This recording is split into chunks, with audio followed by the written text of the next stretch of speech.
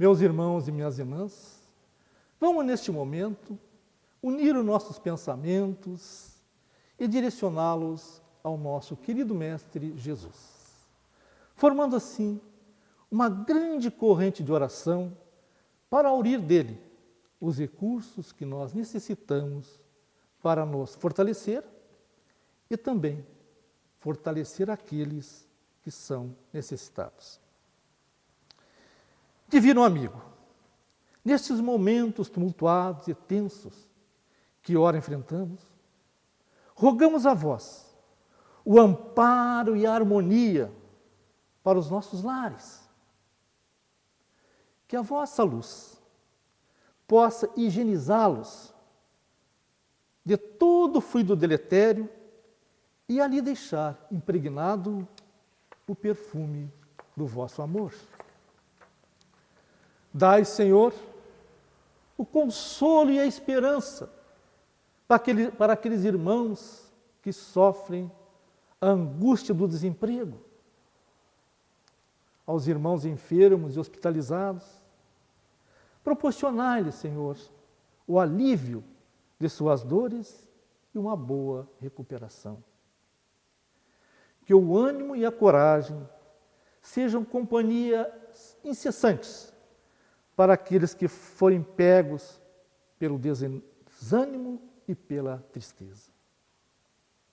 Há aqueles irmãos que passam pela provação da fome e do desabrigo, estendei-lhes, Senhor, a sua mão generosa e protetora. Fortalecei em nossos corações os sentimentos da fraternidade e da solidariedade, para que possamos nos ajudar mutuamente, nos amando como Cristo nos ensinou. Aos nossos governantes, dai-lhes, Senhor, sabedoria e discernimento para administrarem com justiça e bondade os seus subordinados. Aos recém-desencarnados, que sejam recebidos com muito amor no mundo espiritual e reconduzidos para os locais que necessitam estarem. Aos suicidas, pedimos misericórdia e muita luz, e também a oportunidade de uma nova reencarnação. A todos aqueles irmãos e irmãs que estão, neste momento, na linha de frente, enfrentando essa batalha da pandemia, dai-lhes, Senhor, proteção, vigor e coragem para vencerem. Pedimos também a vós, Senhor, pelas nossas águas, que elas sejam magnetizadas pelos seus fluidos benéficos, para nos proporcionarem o equilíbrio e a harmonia física e psíquica que tanto necessitamos. Agradecemos a vós, Divino Mestre, e também aos benfeitores espirituais por terem nos acompanhado nessas irradiações de luz e amor. Muito obrigado, Senhor, e que assim seja. Nestes instantes, cumprimentamos a todos os irmãos em Cristo que nos assistem nesse momento diferenciado em que estamos vivendo.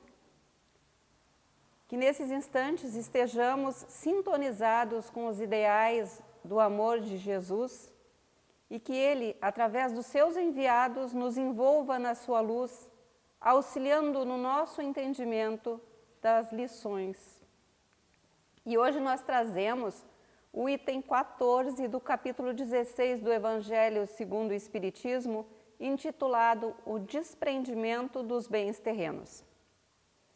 Este item traz um texto extenso, então nós vamos sintetizar a mensagem em alguns pontos. A essência, ela já está logo no início.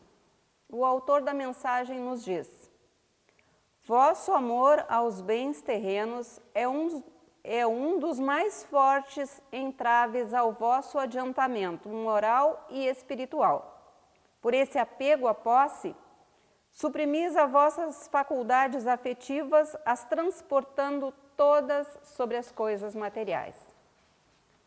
Analisando as primeiras palavras, vosso amor aos bens terrenos. De imediato surge uma interrogação. O que são bens terrenos? Logo, nós pensamos nas aquisições materiais, naquilo que se compra com o dinheiro. E em busca da resposta, recorremos ao Livro dos Espíritos, lá na questão 706, e encontramos na resposta da questão um trecho que diz: é preciso entender pelos bens da terra tudo aquilo de que o homem pode desfrutar neste mundo. E encontramos na mensagem do Evangelho a citação: nada vos pertence na terra, nem sequer o vosso corpo. Já nos esclarecendo que bens terrenos não são apenas coisas, nos fazendo entender que bens terrenos é tudo aquilo que não é espiritual. Portanto, o que está ao nosso redor, tudo que é material, são bens terrenos, inclusive o nosso corpo. Somos espíritos habitando um corpo material e nem mesmo este corpo que habitamos nos pertence. Quando se fala em desprendimento dos bens terrenos, logo ligamos ao material, aos bens que o dinheiro compra. Logo também se fala em caridade, ligando a doar coisas. E a maioria de nós já pensa que a receita é deixar tudo que é material de lado. Nós, meninas e senhoras, deixamos nossos sapatos e nossas bolsas, que a maioria das mulheres tanto aprecia, e sejamos simples, humildes. Ah, se fosse só isso, seria muito fácil. Mas não é assim. A extensão do significado de bens terrenos nos leva muito além. Bastaria nada possuir para não se comprometer. Será que apenas isso resolveria a questão? E o nosso corpo, que também é um bem terreno? As pequenas fábulas, elas são meios que nos auxiliam a fixar ideias. E nós recorremos a uma dessas fábulas para a nossa reflexão. Um grupo de amigos costumava ir todo ano para uma caçada. Eles escolhiam um lugar e para lá se dirigiam. Ali montavam um acampamento e saíam para caçar. E dessa vez não foi diferente. Chegaram no lugar, montaram um acampamento e colocaram um imenso caldeirão no fogo. Colocaram legumes, pedaços de carne e lá deixaram cozinhando e saíram para a caçada. Um urso, atraído pelo odor do alimento, foi até o acampamento e encontrou o caldeirão de comida quente, em brasas. Ansioso para desfrutar o prazer do alimento, o urso abraçou com toda a sua força o caldeirão. Enfiou a cabeça dentro dele, devorando tudo. Enquanto abraçava a panela, começou a perceber que algo lhe atingia. Na verdade, era o calor. Ele estava sendo queimado nas patas, no peito, por onde a panela encostava. O urso nunca havia experimentado aquela sensação e então interpretou as queimaduras pelo corpo, a quentura do alimento, como uma coisa, alguém que queria lhe tirar a comida. Começou a urrar muito alto e quanto mais alto ele rugia, mais apertava a panela quente contra o seu imenso corpo. E saiu, cambaleando, urrando, comendo, sofrendo desnecessariamente. Quando os caçadores chegaram, encontraram um urso caído, segurando a panela de comida. Seu imenso corpo, mesmo morto, ainda mantinha a expressão de estar rugindo.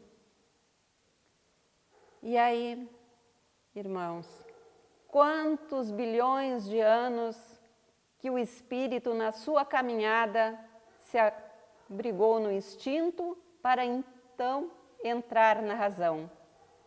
E ainda assim, não habituado completamente à razão, à inteligência e à sabedoria, ainda hoje age por instinto.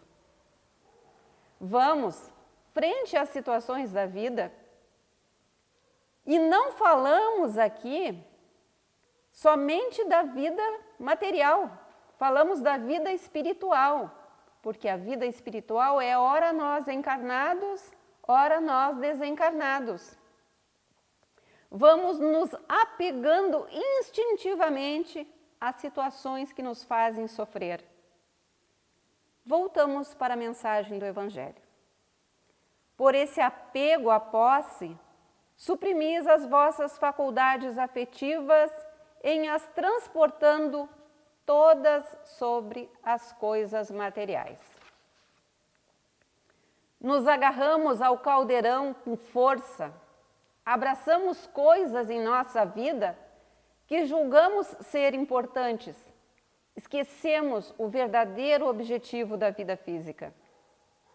Somos atraídos ao caldeirão pelo aroma aparentemente agradável da posse. Somos atraídos pelo prazer de desfrutar daquilo que acreditamos nos oferecer felicidade. Mas seria falsidade da minha parte negar que eu tenho vontade de ter, por exemplo, um celular, para mim poder assistir melhor meus vídeos, minhas palestras, com uma melhor qualidade de som, de imagem, e que quando eu consigo adquirir, eu fico muito contente, mesmo que depois venha o sofrimento para pagar. Como se justifica o sentimento pelo qual nós somos atraídos à posse? E aí encontramos no Livro dos Espíritos a questão 712. Com que objetivo Deus ligou um atrativo aos gozos dos bens materiais? Para excitar o homem ao cumprimento de sua missão e também para prová-lo pela tentação. Deus lhe deu o atrativo do prazer que o solicita o cumprimento dos objetivos da providência. Mas, por esse mesmo atrativo, Deus quis experimentá-lo pela tentação que o arrasta ao abuso, do qual sua razão deve defendê-lo. E é grande a tentação. Nós queremos o corpo perfeito, a roupa da moda, o carro do ano, uma casa bonita, festas, viagens. Queremos sempre mais. Algumas delas, com o tempo, nos fazem gemer de dor, nos queimam por fora e por dentro. E mesmo assim, ainda julgamos importante. Porém, há sempre uma coisa que nunca devemos esquecer. Tudo o que vem de Deus retorna a Deus. Tudo que está ao nosso redor, inclusive nós, tudo é criação de Deus. O homem não criou nada, transformou, trabalhou em cima do que já existia para facilitar a sua vida material. Deus não condena, porque se assim o fizesse, não teria nos oferecido a inteligência para transformar as coisas. Na busca da nossa evolução moral, precisamos dos bens materiais. É justo possuir bens materiais adquiridos através do esforço e do trabalho. É justo sentir satisfação em alcançar objetivos na vida material. Todos desejamos viver com conforto, possuir bens que nos oferecem facilidades, que nos proporcionam melhor qualidade de vida. Deus não condena a aquisição e a satisfação de conquistar com o trabalho aquilo que consideramos necessário para a nossa caminhada. O que faz todo o estrago é o apego. E aí nós precisamos citar mais um trecho da mensagem do Evangelho para que não façamos interpretações erradas. Esbanjar a fortuna não é desapego aos bens terrenos, mas negligência e indiferença.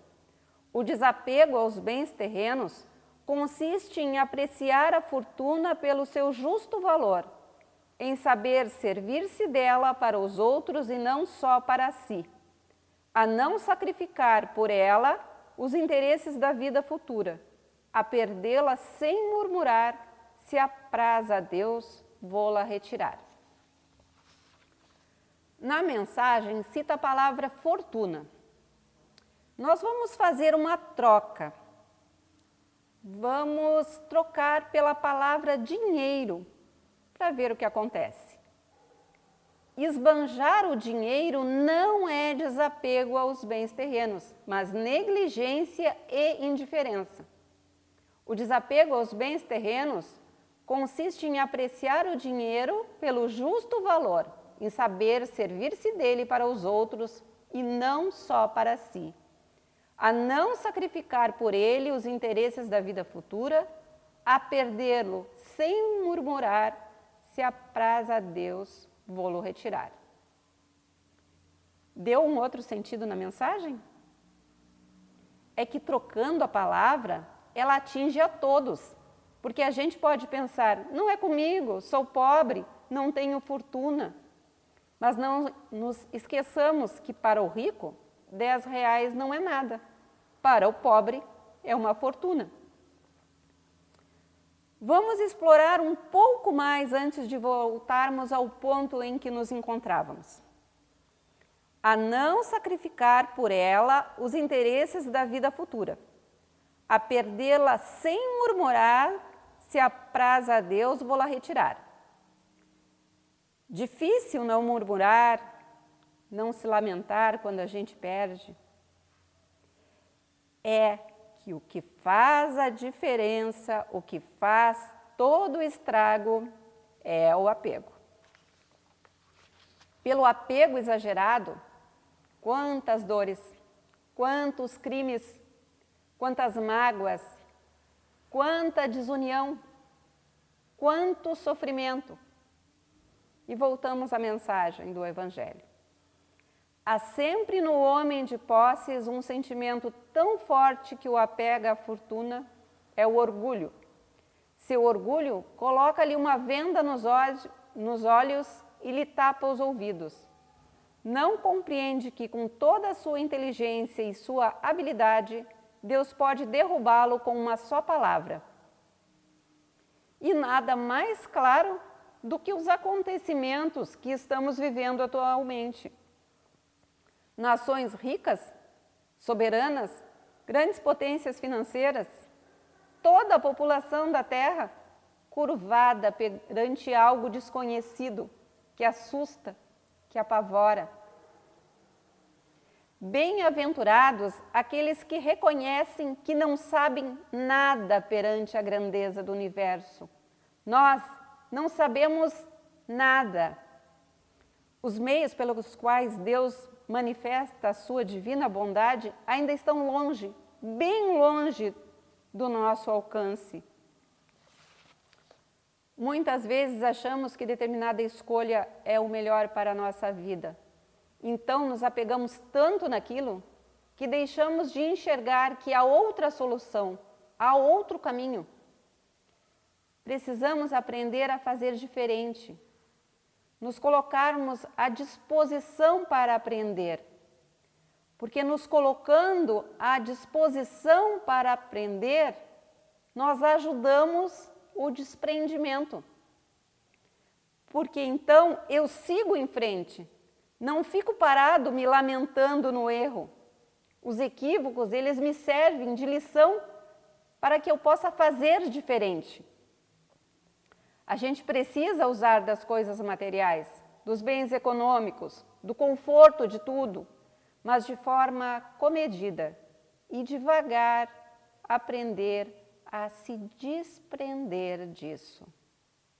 Porque no momento da partida, e todos vamos partir, nós não vamos levar nada conosco, nada que está na nossa posse material. Mas, se a gente não se convencer que é assim que funciona e quiser levar, mesmo assim não vamos conseguir.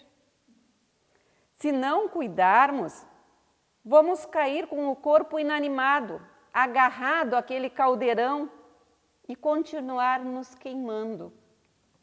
Porque ali o corpo do urso estava sem vida, mas o caldeirão continuava quente. Vamos partir sem levar nada, mas querendo tudo. E o problema está no que nós vamos levar e que talvez tenhamos tido todas as oportunidades nesta vida para nos desprender, nos desapegar. Vamos partir levando mágoas, rancores, dores e sofrimentos, ressentimentos, em nome daquilo que fica na terra.